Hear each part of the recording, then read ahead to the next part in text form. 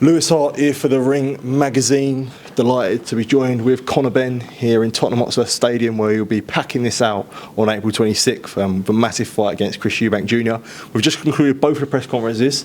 Just talking about the feeling. You've seen Chris twice in 3 days, and let's say, very, very eventful. But yeah, just talking about your feeling right now after the press conference. Yeah, no, I'm also excited. Do you know what I mean? Just excited to get in there. This is always the long part for me. This is always the frustrating part as a fighter. All you want to do is fight.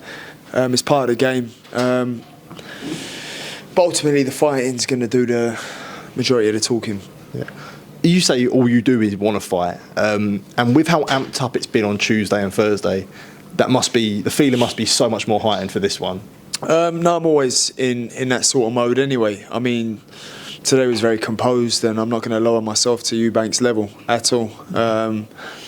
As much as I'd like to, there's no point me lowering myself to that level of physical harm. Everyone loves a little push and a shove, but I said my punching for fight night. What did you make of the press conference? We'll talk about Tuesday in a bit, but what did you make of today at the press conference? It was as you say. Chris is just an idiot. No one was hearing him talk. He loves the sound of his own voice. He's delusional, but ultimately I think he knows he's finished, and his team know he's finished. His team only tell him that the only way he wins this fight is size. It's interesting something Eddie said as well, and Eddie got it out of him at the press conference today, and I just spoke to him and he sort of said it, but a lot of the feeling, in the first press conference, he was talking about public execution and talking about when the first fight was. On Tuesday, it was more so sort of personal jibes than that. Do you sense anything different from him not sort of talking about how he will win the fight? I just hear a lot of excuses. You never once hear me moan about going up 2 weights. My career best performances are at welterweight.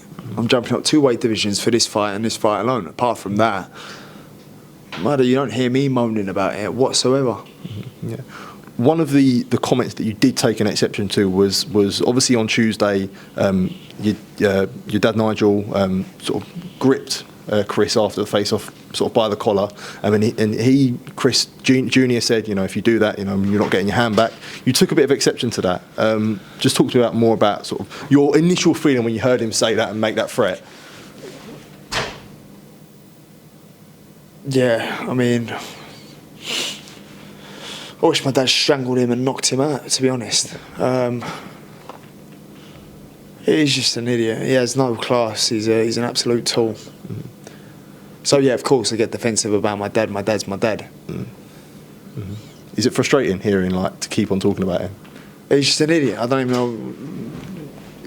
Because you said at the press conference there, yeah. Is it getting, you sort of getting to that point now? It's just annoying. You keep talking about Eubank. He's just an idiot. Yeah. Let him do what he does. He wants to be the bad guy so bad. No one likes you because you're weird, mate. No one. It's not because you're anything apart from an idiot who's arrogant. That's it. You're not the bad guy. You're just an idiot. Two very, very different things. I'd have to ask you about Tuesday and everything that happened. The face-off, obviously the egg. What was the initial feeling like when he sort of slapped you? Did you know what it was straight away? No. I didn't know what it was. I thought it was glass. I can't really remember much. I was just in a, could say, frenzy. But he's just an idiot, man. I really have nothing else to say apart from that. There is, well done you. You sold the fight even better. Even more people get to watch you get banged out. But well done you. Round of applause. Hats off to you. Well done. Yeah, I guess as you say, when all those things happen, how long did it take for you to calm down or get to senses? I was quite calm straight after the security pulled me apart. Straight away. I slept like a baby. I slept like a baby, and I had such a warm feeling in my heart, knowing that come April 26th, I get to legally beat this man up and render him unconscious legally. I won't press no charges. I'm not Devin Haney the fanny. I get to render him unconscious come April 26th legally, so I ain't going to press no charges. The board can do what they want with you.